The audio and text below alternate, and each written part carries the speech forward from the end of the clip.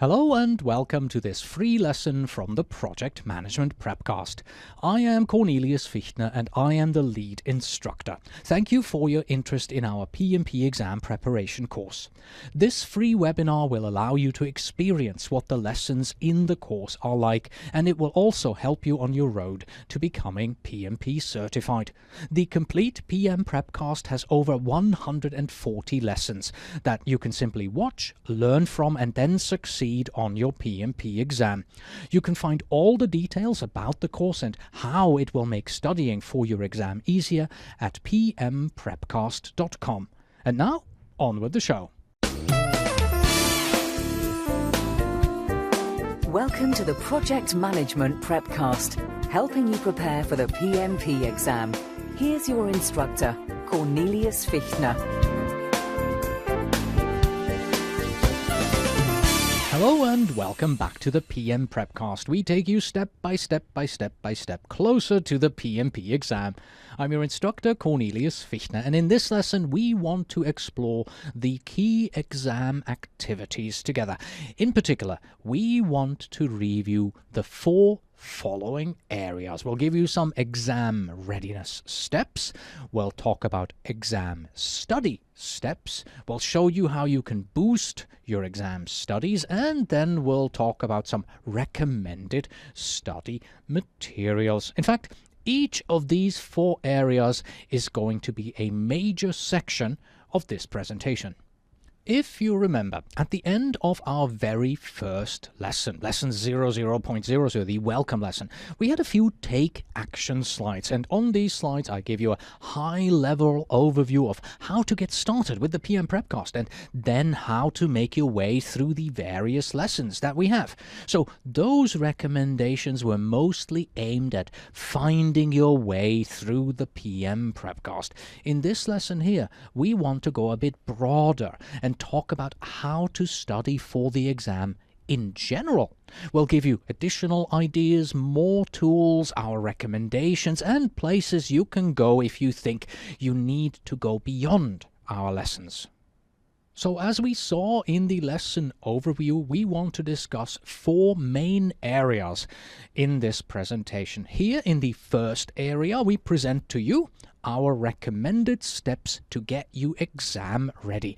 And for that, you have to read the handbook, create a study plan, join PMI, and fill in your PMP exam application. Let's look at these four steps in detail.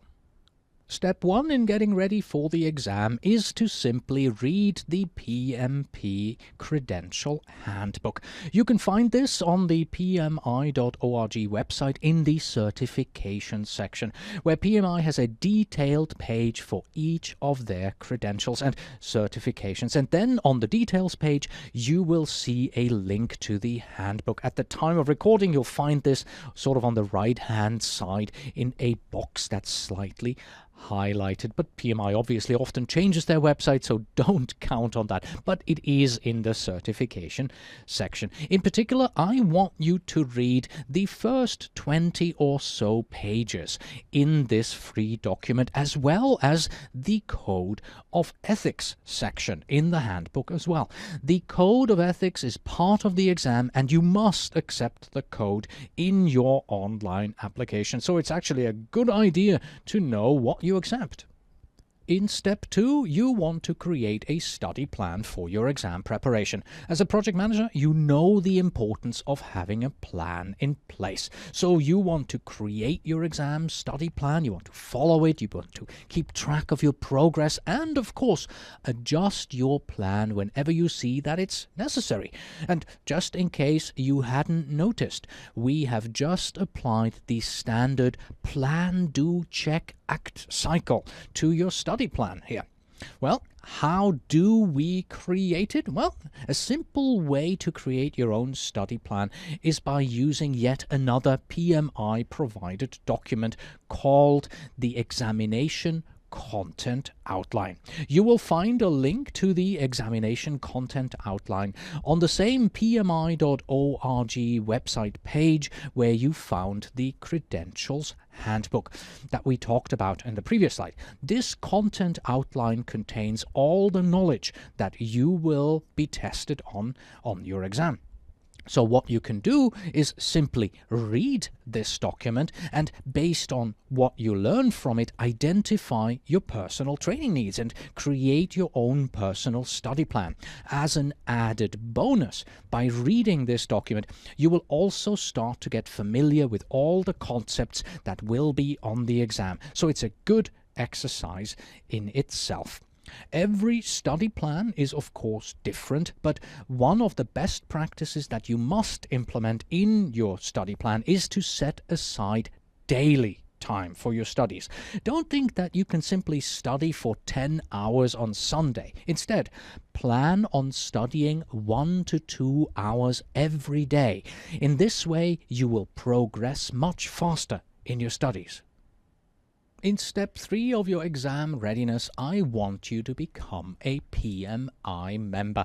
I want you to do this because, well, the PMP exam has a fee, a cost associated with it. And if you are a PMI member, you will receive a discount on this exam fee. And believe it or not, the discount you receive is higher than the fee you pay to become a member. So it just makes financial sense to first become a member, pay, I believe it's $129 in membership fee, and then apply for the PMP exam and receive a discount that is greater than these $129 or whatever it may be dollars that you had to pay for the membership fee. But more than that, I also want you to become a member of your local PMI chapter, because very often local PMI chapters, they offer in-person PMP classes. So if you think that you want to go beyond the PM Prepcast and you want to go to a local class where you can learn more about the PMP exam, then doing so with your local PMI chapter is usually a relatively inexpensive way of adding additional classroom training into your curriculum. So join your local PMI chapter and maybe you'll even get a discount on their workshop. In step 4 of your exam readiness, I want you to prepare your online application offline. You want to read the paper-based application form and organize all the required information. You can then also gather all the documents that you need and show that you have the required contact hours and experience hours. A bit of a problem is the fact that PMI keeps changing the location where this particular PDF document of the paper-based form can be found.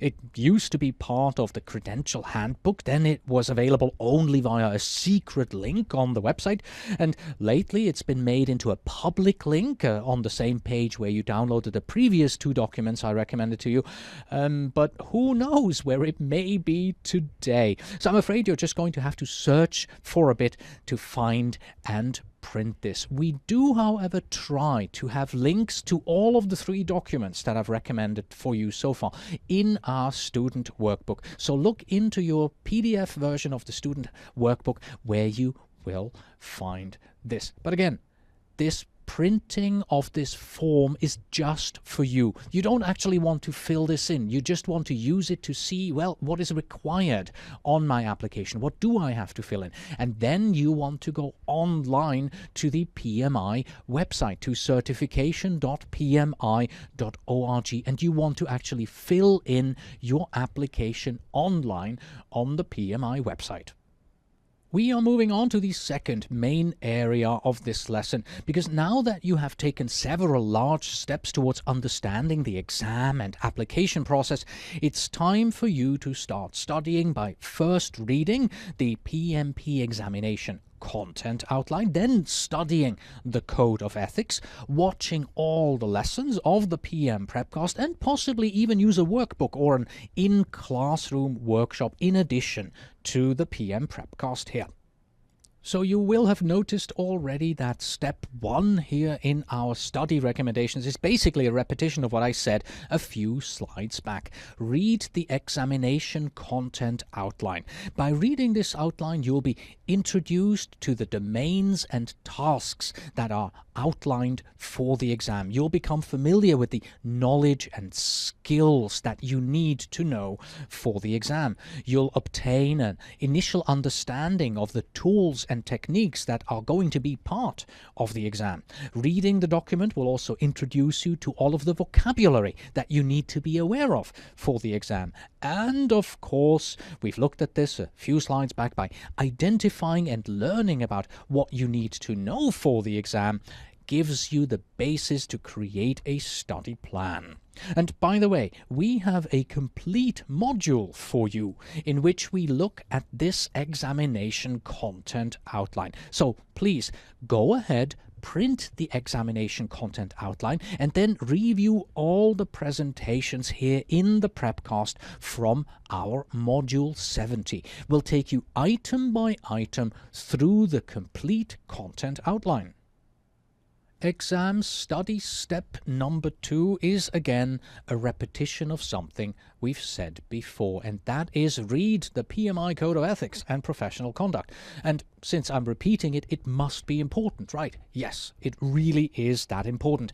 The ethics part of the exam is not something that is tested separately. Instead, ethics permeates every aspect of project management. Whether you use agile methods or traditional methods doesn't really matter. So don't expect to see any questions that directly reference the code of ethics. Instead, questions will test your understanding of ethics in a scenario-based environment.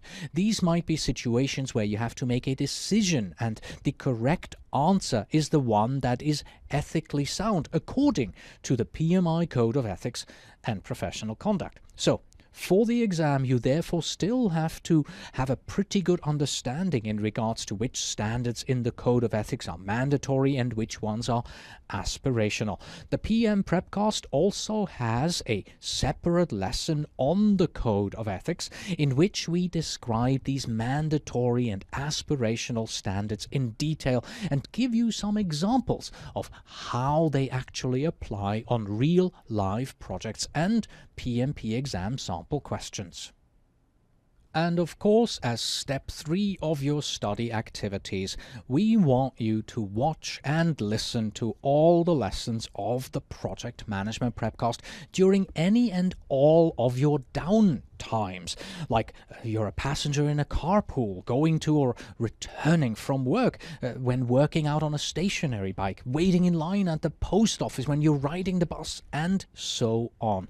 The course was specifically designed so that it will enable you to maximize your study time by turning unproductive moments into productive exam preparation opportunities. That's why you should always carry your cell phone with you and copy 1, 2, 3, 4, 5 lessons of the Prepcast onto your cell phone so that you can watch them at a moment's notice. It's always a good idea to also purchase an examination preparation workbook, and then as you are watching the lessons of the Prepcast, read that book alongside what we say so that you get the same information from 2 different angles. Maybe you are more of a visual, a reading learner, so the book will assist you in that. You have to know how you prefer to learn. We do have some recommended books in our student workbook, and I'll actually recommend one to you in a few moments here in this lesson as well. But let me also say, the student workbook that you receive alongside our Prepcast lessons is not what I'm talking about. The student workbook is just a synopsis of every lesson. A PMP exam preparation workbook, however, is a course in a book that talks about all the knowledge you need to know for the exam. And of course, you may also want to take an exam preparation workshop. I mentioned that earlier on. Many PMI chapters locally offer these classes. So if you feel you want additional in-classroom impact, you want to exchange yourself with other students, have a teacher in front of you that goes through the materials again after you've seen the lessons of the Prepcast, then taking an exam prep workshop in classroom is a way to do that. Area 1 of this lesson was all about getting you to a basic exam readiness. Just now in Area 2 we looked at how to study. And now that you have started your studies, it's time to look at the third of our 4 areas, and that is how to boost your exam studies. You can boost them in person, you can boost them virtually, but there is one very important boosting activity that you just simply cannot ignore, and you have to do that. More about this last one in just a couple of slides after we've looked at the in-person and virtual boost in detail. Boosting your studies in person is rather simple. You just have to go to meet and find others who, like you, are preparing for the exam. This is why a few slides back we also recommended that you join your local PMI chapter. So, I want you to go and attend the dinner meeting of your local PMI chapter and ask around to find others who are also currently studying for the exam, just like you are doing. With those new friends, you can now form a study group if there are multiple like you who are studying. Or you can just find one person maybe, then, well, you can become study partners. In both cases, you would try and meet the others regularly to share study experiences and keep each other's study morale up. If you are unable to meet anybody in person where you are locally, well, then do it virtually.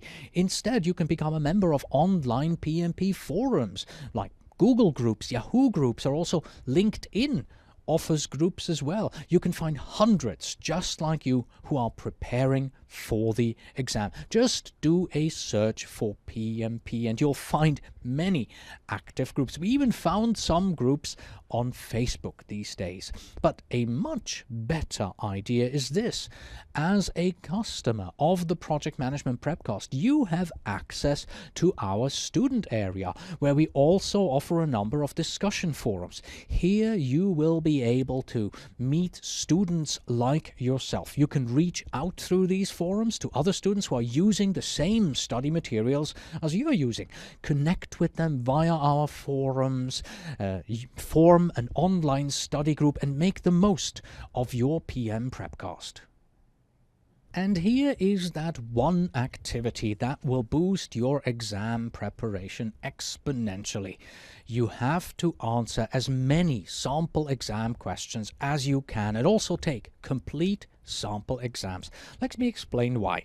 If you are a 110-meter hurdle athlete, you will practice this distance again and again and again before you go to the Olympics. Your PMP Olympic sport will be to take a 200-question multiple-choice exam that takes 4 hours. So you must practice this particular Olympic sport again and again and again, just like any athlete. And you may have heard me say this one before, as you take these exams, keep score of the percent of questions that you answer correctly. As a general rule, if you consistently answer 80% of questions that you have never ever seen before correctly, for about 2 to 3 exams in a row, then you can consider yourself to be ready for the exam. Now, this 80% rule, that's only sort of a gauge. Everyone studies differently. Your mileage may vary. But as a general rule, if you can answer 80% of new questions correctly, consistently, then you can consider yourself ready to take the exam. One warning, though. Make sure everything free you use is current. If you're using free questions, if you're using free study guides that you find on the internet, make sure they're up to date. Make sure that the questions have been updated to be in alignment with the most current version of the PMBOK guide, as well as with the most current version of the PMP exam specifications. Let us now move on to the fourth and final area of this presentation. We want to take a look at a few recommended study materials for you. In particular, you must have your own copy of the PMBOK guide. We give you our recommended exam study guide. We have a recommended PMP exam simulator, and we also have some ideas for other material that you may want to read.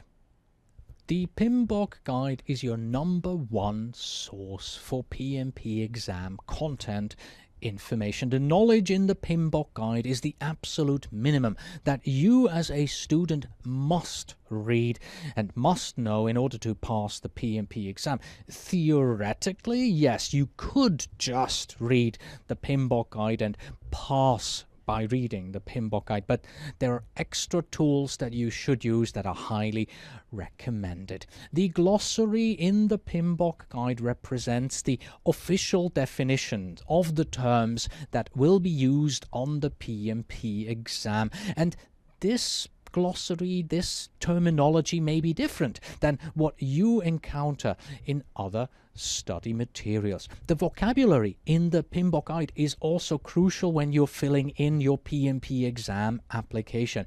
You should be using PMI language. You should be using PMBOK guide terminology as you fill in your exam application. This makes the application process, in particular the application review for PMI, much easier if you use appropriate terminology.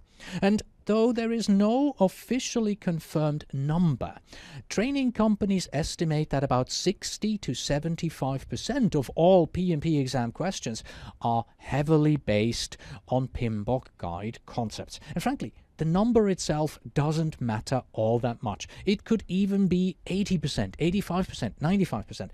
The point is that a large number of concepts come from this one single source, so you definitely want to know it.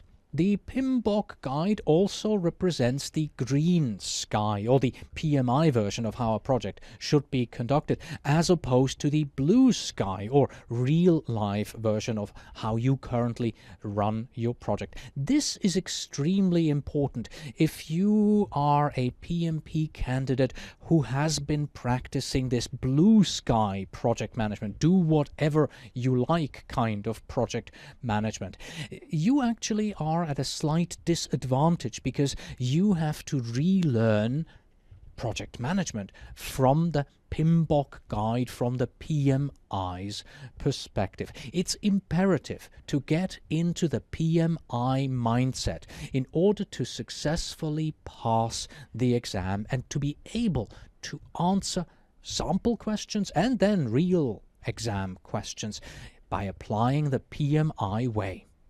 And here is yet another reason why becoming a PMI member makes financial sense. As a PMI member, one of the benefits is that you can download a free PDF copy of the most current PMBOK guide from the PMI.org website.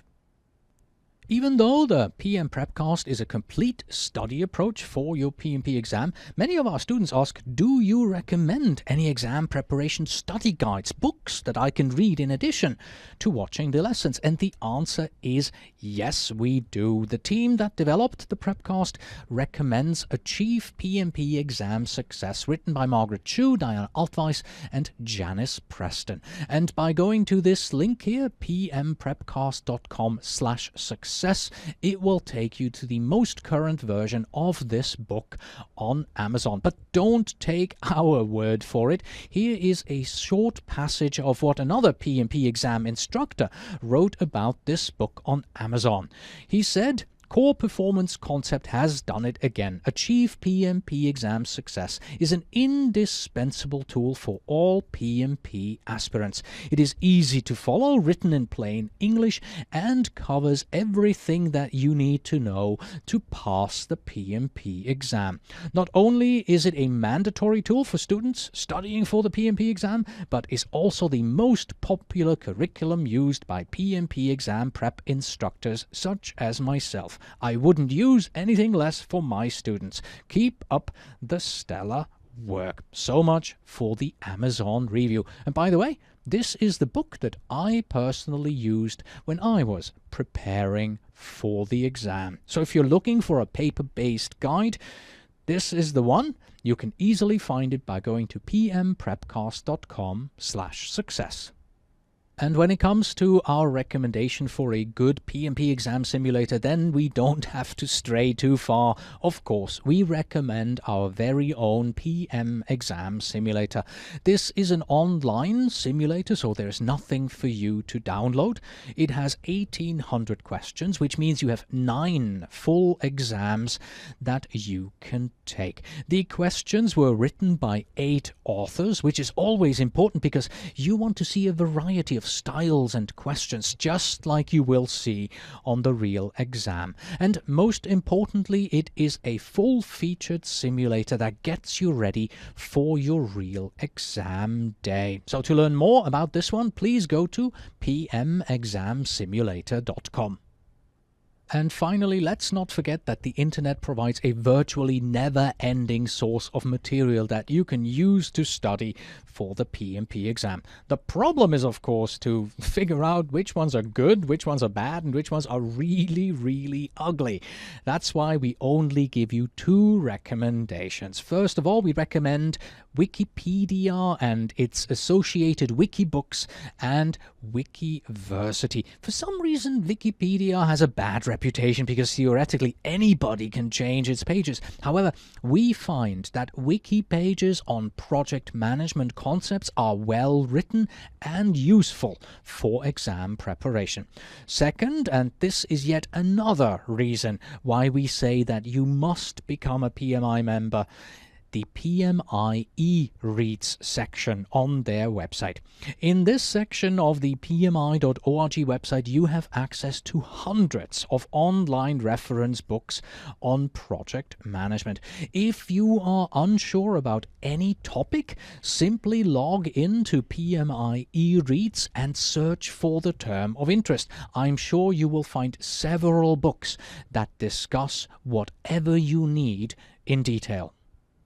At the end of our lessons, we like to either summarize what you have learned, give you a list of actions that you should follow, and give you some tips as well. But this lesson as a whole is really nothing but a long list of things you should do as you prepare for your exam. And you really should do everything that we've talked about so far. However, if I had to choose 3 things from this lesson that you really, really, really have to do, well, here they are. First of all, you must read the PMBOK guide, the PMP credentials handbook, the examination content outline, and the code of ethics and professional conduct. These 4 are just must-reads. You cannot get to the PMP exam without having looked at these. Secondly, please sign up as a member of PMI.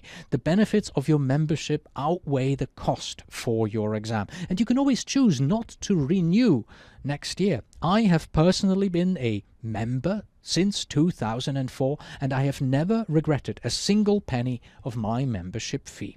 And finally, do spend the money for a good, reputable PMP exam simulator. It's cheaper than having to take the exam a second time. And with that, we have come to the end of this lesson. So it's time for Justine to say, Hasta la vista, baby. and of course I say, until next time.